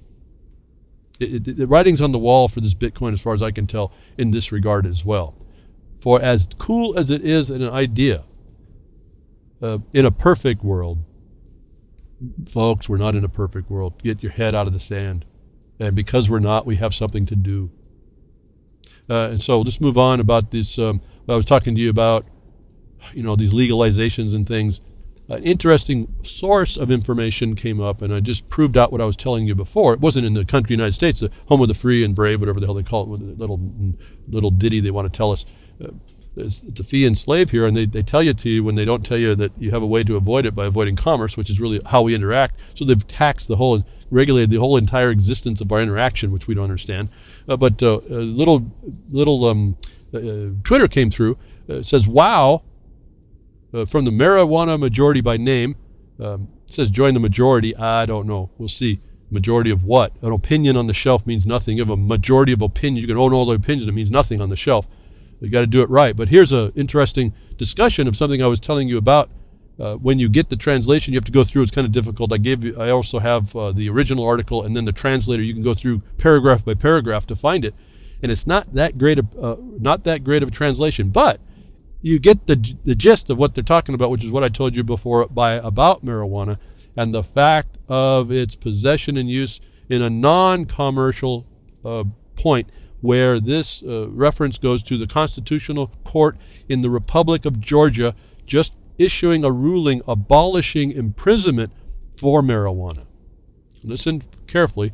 The Constitutional Court in the Republic of Georgia just issued a ruling abolishing imprisonment for marijuana. Now, foreign jurisdiction, not applicable. The theory here should be applied locally, though. This is a universal point, I believe, that's been touched on, and I respond by taking some of the quote from it as translated, and it's a little off, but you might get the idea. One paragraph says exactly what I've been telling you about the non-commercial private use of marijuana and the government's attachment to commercial activity in order to make it a violation. At the Georgian court said the reason why you can't imprison people for marijuana up to 70 grams was because there's no real market risk. They say risk, but it's a nexus. There's no market nexus to 70 grams of marijuana. In fact, it's a self-evident proof of the failure of being in commerce. That makes it a facial proof against imprisoning people. If I said that clearly enough, you have to understand the logic of this. That 70 grams in and of itself is not a commercial nexus from which the law actually applies, is what I've been telling you before they legalized it. You had the right to grow it, and you had the right to use it, and you might even have the right to give it away. You didn't have the right to make a commercial enterprise out of it. What have I said about the land use laws? When the law is actually applied, not through this judicial legal system, this legal justice system, or the bar association system, or the party system as it's been imposed upon us, when you come from land use disposal and the obligations and duties of the de jure state to do the protection, you have the rights pertinent to grow anything on your property and use it. This is in contrast with what the Supreme Court said in 1938 in the Wheat case. That was a completely wrong decision for the land of the free, home, and the brave, for sure. But in the land disposal law and obligations, the government to protect your right to produce from the land. The marijuana is irrelevant. It's just another plant to produce. That you use it privately is your right pertinent that disposal. Why? Because it's exclusive to you and excludes the government's interposition. How do we know further that the wheat case was wrong? And I don't remember the name, apologize, you can go find it. Because they attached commerce to the land instead of waiting it to the first point of sale. They apparently attached the silo as a commerce storage, and that was wrong too. But somehow they connected the commerce to the land. The pirates built a bridge to land disposal. That this case in Georgia declares in the Republic of Georgia the fact of what I was telling you. 70 grams, in fact, they said it even better. 70 grams is essentially prima facie evidence of the failure to do commerce and be in commerce upon which the law can apply to keep someone in jail. So you get the Russian, the Georgian, I think it's in Russia, the Georgian transcript. I've also included a translator. I don't use Google. And Bing wasn't so cool, so I usually use Bing and not so hype on it, but I couldn't find another one that actually worked as well. So this is like a third check. For those of you that don't care about Google and want to be part of their data collection, I guess you can use Google, maybe good enough. But I gave you a translator. You can type the copy and paste the text in. I think it's Russian that'll be done. You can read this for yourself. Again, I want you to read these things for yourself. I want you to see and apply then the underlying theory that commerce is the thing of the world. It's how this thing actually flies. And if you understand to distance yourself from those statuses it's imposed and the activities they impose and all these things that are frauds upon you, you expose the felony on their side. And you can start making records for this before you jeopardize yourself. You're sitting in a whole lot better case than to just make a claim that's unsubstantiated. My main gripe about the DAPL. And you know that if you've listened to what I've been saying. I'm not against people supporting their own property, their rights, but the facts that have been presented and all that are wrong. And you look at different sources to get different pieces of information, you correlate that, and the Indian people are not doing what they need to do. The same thing that all of us need to do to avoid this exactions of every kind of position that's been put onto us by these people that are in positions of power. And we see a little bit of this dynamic, this battle, they'll say, sits there. One more thing here we can talk about. The Virginia Court of Appeals coming from the Republic of Georgia, which actually when I read it, I thought it was actually the United States making that decision, but it actually was a Russian, if we can say, a Russian case that exposes the truth to us. And it conformed exactly what I was told you. So take it you can take that with a grain of salt, research it out you want. It'll be what I'm telling you because I'm trying to hit this at the point. Another point to be said for the United States side, and the Second Amendment, the Virginia Court of Appeals rules a photo ID can't be required for a concealed handgun permit application. Well, first of all, they've ruled against your right to carry arms. It should have been impertinent your right to bear it concealed. That's the first problem. But the second thing is they say photo ID cannot be used, cannot be required. Okay, so what's the point? Well, it's because not everybody has one of those IDs. And what are they tied to? Not even though it seems like it, and most 99, the 1% may not, and then those that don't normally, like older folks, they don't have an ID. Why? Because if you look at what IDs for, IDs are the surrogate driver's license. They come under the same commerce authority. The ID is a non-driver driver's license. Again, it agrees to the laws of the state underneath the motor vehicle code, not a right. So that's a limited class of people, right? And so this is what I was telling you about pooling. The jury pool you pool from is from the same authority that can't be used as a requirement to support an underlying constitutional right. That is the same imposition they do in your jury trials that you don't understand as a violation of the Constitution if you're in a court where the Constitution was actually applicable. Which it's not, because you didn't avoid it when you identified that the laws are typically commerce controls. Am I saying a whole lot here too fast? Probably so. But it's all there, folks, on the tape. Thank you very much for tuning in today. You can play it over again like Vince He easily gets to our pastcast, and he appreciate all his help. He puts the stuff up on YouTube. I understand we need more subscribers to give us a special little thing. I don't even know what that is. Just those of you that are using YouTube that haven't signed up on the RLM, the Real Liberty Media YouTube site, please subscribe. It gets us up. I think we only need maybe 17 more, and it'll get us into some special ID. I don't even know what it is, a special link. So anyway, to make it easier for us to get the broadcasts out. And thank you again, Grimner, to reallibertymedia.com, what you do there, and I'll provide all the archives. donate, folks, to that. I don't ask for myself. We got to keep the equipment going, and despite I got to keep going on my margins. Grimner's got the bigger haul on the equipment and the hardware, and doing all the technicals behind it. Support that.